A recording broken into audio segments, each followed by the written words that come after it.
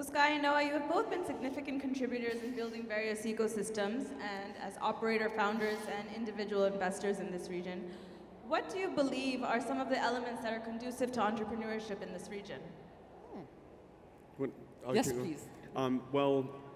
Several things, right? I think fundamentally to build companies, and especially ones that are venture-backed to rapidly scale, capital's a fundamental element of that, right? That there can be great ideas, great market opportunities, great management teams, and great business models, but you need the capital to fund and execute against that opportunity.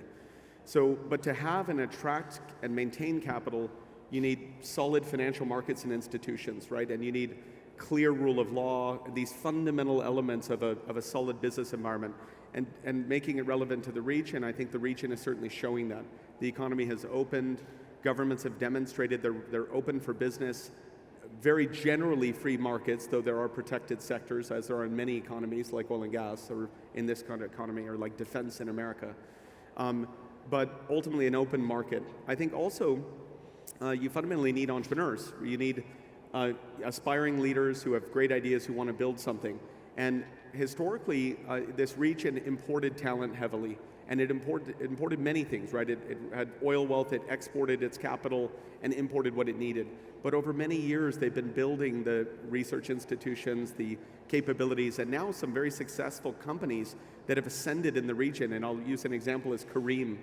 But that created a ton of highly trained entrepreneurs that are now spilling into the ecosystem, and what I call sending the elevator back down.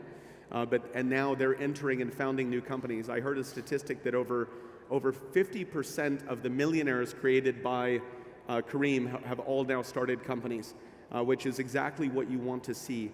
That's how Silicon Valley was built, right? Fundamentally, early people built companies, then created the venture capital industry, and invested in the businesses. So I think you have a lot of the elements you need here. Good and understandable markets, stability, good and visionary leadership. You're attracting talent and developing talent in the region, and then there's capital that's now forming and supporting these ventures. Success begets success. Absolutely. And if I may add to that, we have seen a lot of movement amongst regulators. They are no longer hopping late on the innovation train. Now they are taking the lead to actually put together regulations that are supportive and help innovation rather than limit innovation. So you see regulatory sandboxes around, you see fintech regulations around, perhaps even, operating in the Egyptian market and being in part largely Egyptian, I always like to focus on the Egyptian market whenever we are actually discussing regulatory reforms, because until a few years ago, we as even bankers used to send letters to the central bank and regulators and get the response in letters. Now, you have open discussions all the time. We have a regulatory sandbox in place. They reached out and we worked together as an industry representative to put together the fintech strategy for the country, and later on the fintech regulation, whether it's for banking financial services with the central bank or the non-banking financial services with the Financial Regulatory Authority. So regulatory reforms are actually a key driver, because you, as a startup, you can operate in the gray area for as many number of months and years, but if you really want to grow, scale, and continue to deliver value, you have got to be regulated. So that's one of the key drivers in there. The second biggest one is the actual market. I'm a positive person, so I always tend to look at the part that is failed in the cup. So we've always complained as a region of how underserved we are, not just when it comes to financial services, unfortunately, but the services in general. And actually, my keynote speech the other day was about how to approach financial inclusion from a different perspective, and I elaborated a lot on embedded finance, and now I'm going to elaborate on blended capital, because that's a key driver in there when you are building capacities. So having that size of market of hundreds of millions of people who are underserved, whether key services like education, like healthcare, even the commerce, digital commerce, and of course, as far as the financial services is concerned, and having that many number of MSMEs that are actually in millions. So, and if you look at the Saudi market, you have more than like 700K SMEs who have funding gaps in there. They are not really properly served by the financial industry. That represents opportunity. So being underserved is an opportunity for investors, opportunity for startups who actually have what it takes to build startups and serve the market. So that big unserved market is the second biggest driving force beyond, that goes behind pushing innovation ahead and the entrepreneurship ecosystems.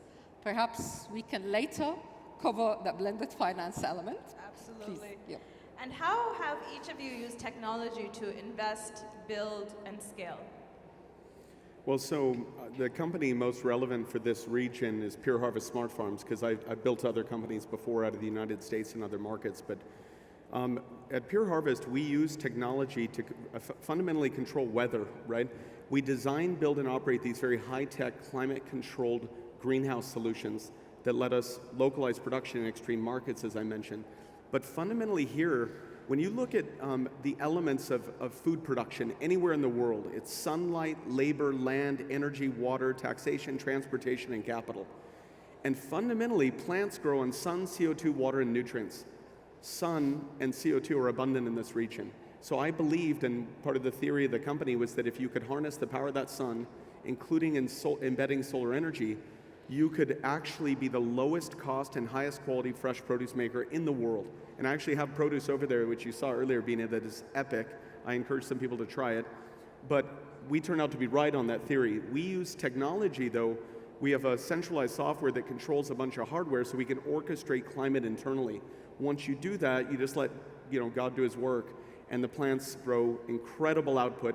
We're the highest yielding tomato farm in the world, significantly, out of the United Arab Emirates. And now we've built in Saudi Arabia.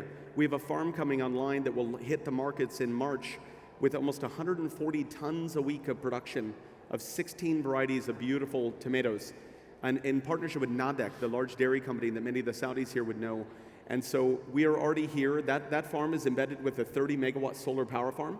So it's over 80% powered by solar power. So it's very sustainable. We're carbon negative. We not only consume carbon and feed it to the plants, we displace the airplane or truck that might have brought fresh produce as an alternative. So really around everything we do, we've leveraged technology to build this company and make it possible here, but capitalizing on comparative advantages that this region and this country have, which fundamentally we have a lot of sunlight, a lot of CO2, and as you mentioned, a large market opportunity of underserved consumers that literally have never tasted what a real tomato tastes like produced here, because it hasn't been possible given the environmental conditions and the challenges here. So we overcome that challenge and make this one of the greatest places to farm in the world. Thank you. Noah? Well, that's one utilization of actually not just one technology, but multiple technologies that are there that makes it feasible to attend to one of the challenges that we are going to be facing sooner or later, and that's the limited access to food, which is key to sustaining life on Earth.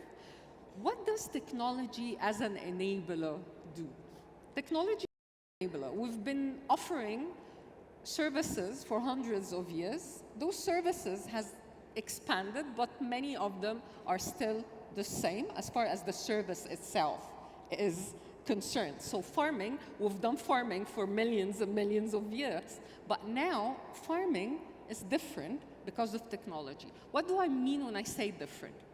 It's more cost efficient, so accordingly it makes the probability of you running a profitable business higher, and that's the sole contributor to sustaining a business and continuing to offer markets. So technology makes it a lot cheaper, a lot more cost efficient to either manufacture products or offer services. What else does technology do? Technology helps with the scale. So if you are farming one acre of land or 1 feddan of land, and you're doing it the old manual way, the produce that you get out of it is going to be less than 10% of what you would get if you've actually utilized the right technology. Maybe less than 2%. Thank you very much, even 2%. So technology made every industry more scalable. If we want to focus on the financial industry, it made it accessible. One of the key barriers, aside from the pricing, of course, that we have when we attempt to offer a financial service or enter a market for the first time, is how accessible our service is. So if you rely on a brick and mortar model to offer financial services, you can only serve people within your area.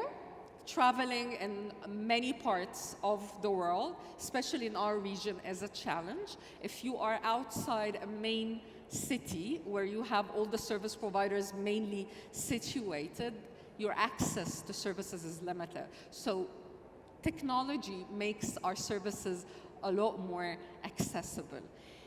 And technology drives innovation. Now, there are new industries that are here because of technology. There are new inventions that has made our life better. Telecommunications, for example, that's one industry that was never there. Technology made it feasible, and it became one of the key drivers to multiple, not to multiple industries, to every other industry it is, because telecommunications enables the internet, and everything is going to be built on the 6G networks, and we're excited about that development in there because it's going to facilitate and enable multiple services and even new industries. Bina, if I can build on one comment she said, which I think is an important thing for people to cement, is technology is really a tool, it's an enabler, right? And when we talked about, this is about a sustainable ecosystem, that fundamentally technologies increase productivity, human productivity, machine productivity, et cetera, right? They fundamentally increase the output per unit of input. And that is absolutely needed in a world serving more and more people with less and less resource, right? So when you talked about the roles, I gave an example of how we use tech to build a company, but it's how the world is doing it. But what's important about building a sustainable ecosystem is really this concept of value creation versus value capture. There's a value chain from a mineral in the earth that eventually becomes an element of an automobile, right? And a huge value chain of industries stepped between that before the final output. And the final price of the car versus the price of the mineral in the earth are very different, right? That's how you quantify the value chain. But who captures the value in that value chain? That's about building a sustainable system. A government like Saudi or the UAE or this region is working to do this, but to put in place the institutions and the ecosystem that enable its citizens to participate both in the value creation and the capture of value. And that's a really fundamental thing, because let me give a sharp contrast. We'll use the farming example because it's intuitive to everyone. An example of an economy that does a lot of value creation and very little capture, the coffee industry. Huge amounts of people employed in it globally, hugely labor intensive. People give their lives to grow the coffee we all enjoy, which is now the #1 consumed beverage in the world after water, right? But then how much value do these people capture? How much do their economies grow in these coffee producing nations? It's very dismal, right? The value capture is Starbucks. They've captured it all globally, right? I mean, they're now the largest coffee buyer on the planet. Now, it's not to criticize it, it's to show the difference between the United States' participation in the coffee value chain and that of any one of these coffee-producing nations in Colombia or Ghana or anywhere, right? And it's a powerful example to cement. Technology's role in that is fundamental, but it's also the role of creating an ecosystem that your citizens participate in both the value creation and the capture of that value to create wealth, grow your economies, and improve the livelihoods of your people. If I may add one thing about technology that is really important and is a key driver for change, and that's enabling collaborations. If we look at prior to the technology age, every service provider had to cover the value chain end to end. So you had to carry out every process there is from the beginning till the end. from the moment you onboard customer or acquire customer, you go through the entire process until the moment the service is delivered. That required a lot of capacity building, a lot of resources, the absence of the ability to concentrate, to build solid knowledge and expertise in only one area. And the focus on building that solid know-how is one of the key drivers of growth later on. So everything was centralized. Everybody had to do everything from A to Z. So if we can give an example with a food producer, not even a bank, you had to do the farming, and then the harvesting, and then the distribution, and sometimes even the sale to the end consumer. You had to cover the process end to end because there weren't means to build those collaborative networks and bring together other players who have built certain infrastructure, certain set of expertise that drives the cost of operating lower. An example on the banking system. You don't have to acquire the customer yourself and serve them physically because that is expensive. Now you have digital platforms who could actually help you onboard the customers. You do not have to own and operate those digital platforms yourself. You rely on partners, but again, that partnership and collaboration is built upon technology that enables that connectiveness. So my partner as a bank can be a B2B e-commerce platform that sells services to a certain target market segment.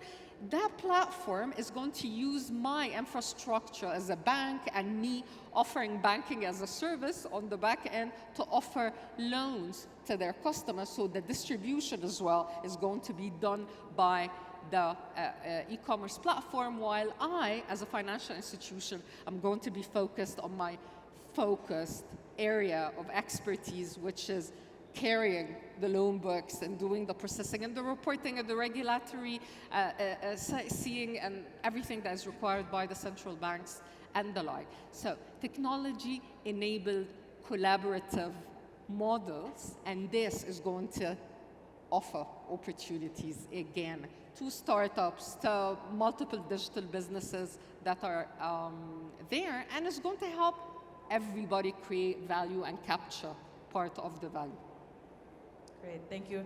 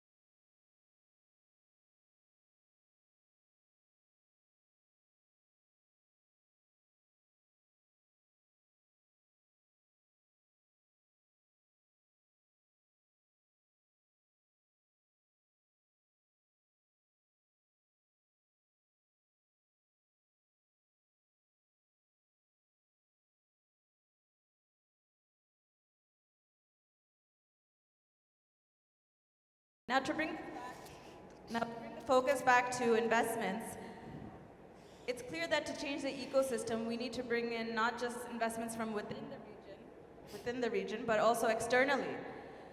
How would you say the investment landscape has changed from now and even just pre-pandemic 2 years ago? For example, do you think the red tape has been cut and access to competitive capital has become easier? Or do you think investors from outside still need to be trained and understand the market? Bina, I think it's both. I mean, I think you're familiar with our journey in Pure Harvest Smart Farms, but early on it was difficult, right? We were asset-intensive agriculture technology, onshore, IoT, in a time when this region had very few financial institutions, venture capital firms, super angels, anything, investing in early stage companies at all, not even technology companies. But then on top of that, almost no hardware, deep tech, anything. It was mainly internet startups and e-commerce, right? So it was a very nascent, but the speed of that transformation has been epic. I mean, over the last 5 years, the number of venture funds that have formed, the governments getting involved and putting their money where their mouth is in their interest to economically diversify, initiatives here, and there are large institutions in the Saudi Industrial Development Fund, Ag Development Fund, numerous venture capital funds like Saudi Telecom Ventures and others. In the United Arab Emirates, places like Abu Dhabi Investment Office, ADQ Ventures, all of these didn't exist just 5 years ago, right? I mean, one in Saudi did. But it's a rapid transformation and attraction, and really, as you said earlier, success begets success. As I think what we really need to bring this ecosystem to the next level is we need breakout successes.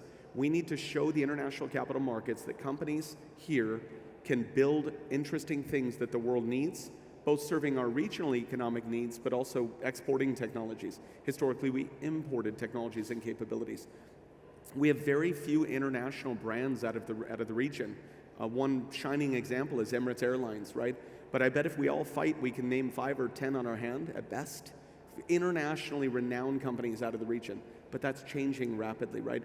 The giant successes like I mentioned Kareem earlier because it's the largest and best known one, but there's others. Angami is about to go public very soon. There was a de-SPAC in Saudi Arabia recently. There really is an awakening of capital markets that companies from here can solve real problems and be successful.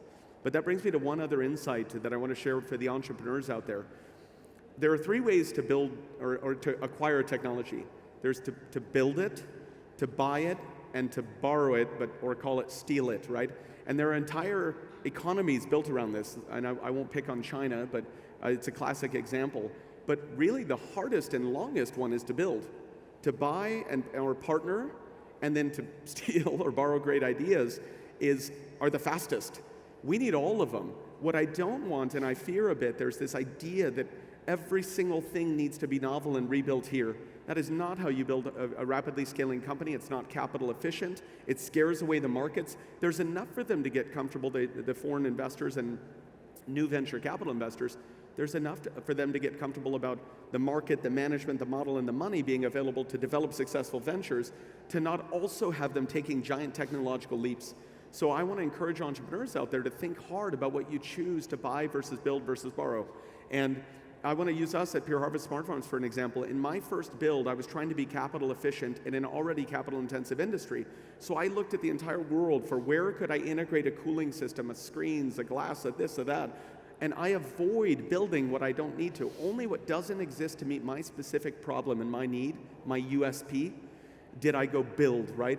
And then over time, I increase my research and development budget. I increase the novel things I'm doing as I've de-risked the business and proven product market fit, right? And I think that's an important insight here. I've been talking to a lot of entrepreneurs at this conference, and this idea that we need to build a novel everything isn't true, and it will slow us down. I think instead, look to the world where you can buy or partner or borrow great ideas and go, create that success and that traction, and it will make it easier to attract capital and grow your business. Thank you. Noah, your insight? It's one thing that would help any entrepreneur building a new business to raise capital, and that is to have a proper problem statement to which you design a proper solution. Find a pressing need in the market you are planning to serve. Study your customers carefully, very well, and then design a solution that perfectly caters to the needs of that particular market segment. That being effective in solving a problem or in offering an opportunity is the number one main guarantee that later on you are not going to find it challenging, neither to onboard partners nor to find funding. The second thing is to do that efficiently, deploying and using the right technology in there. The third is to find the fit in the market. So selecting the right market, selecting the right go-to-market strategy through partnerships on the ground and the like is going to facilitate your growth as a startup. But the key to success is solely having a solution to a pressing problem or making an opportunity clear to users so they would want to use you to actually get value out of that opportunity you presented, or to use you as a solution to that pressing problem or as a fulfiller to that pressing need. That's one guarantee. Bina, one comment building on what she said, and this is back to the theme of a sustainable investment environment. Each entrepreneur, you're an agent in this ecosystem, and if you just kind of throw a noodle on the wall and hope it sticks, raise some capital and try to build against that in the classic other people's money, take risks, it's not good, because one of the things that will destroy a sustainable ecosystem is lots of capital gets raised and deployed and then lost. Those losses can set ecosystems back 10, 20 years. I'll give an example. The first clean tech boom isn't recent, right? It was almost 20 years ago. But there were a lot of promises made by particularly then solar, some coal gasification and wind power companies, giant product claims about their cost curves and their future technology and their development, and the hype cycle took form, and piles and billions of capital poured into the sector, most of which was lost in an absolutely devastating blow, setting back the sector for a very long time. That was a very bad thing, because obviously clean tech was needed, and now we're in clean tech 2.0 and it's been booming and the technologies are real and the cost curves of solar are real. So they weren't wrong, they were just 10 or 20 years ahead and or lying, right? They were not actually being honest about the value proposition, where they were in their technology development, and they mispositioned their story and lost a lot of capital. So I think it's a really important thing to say. There's a responsibility to all the entrepreneurs to make a sustainable ecosystem, is to build a real business you'd invest in. And I, as an investor, and you know this, Bina, I won't invest in a company at all if the founders haven't put money in or their families haven't. Now, proportionate to their wealth. I don't expect everyone has money, but if they're super wealthy, I better see some money in. And if they're poor, I just want to see a little in to show that you eat your own cooking. You're not just taking skin in the game. Exactly. You're not just throwing noodles on the wall.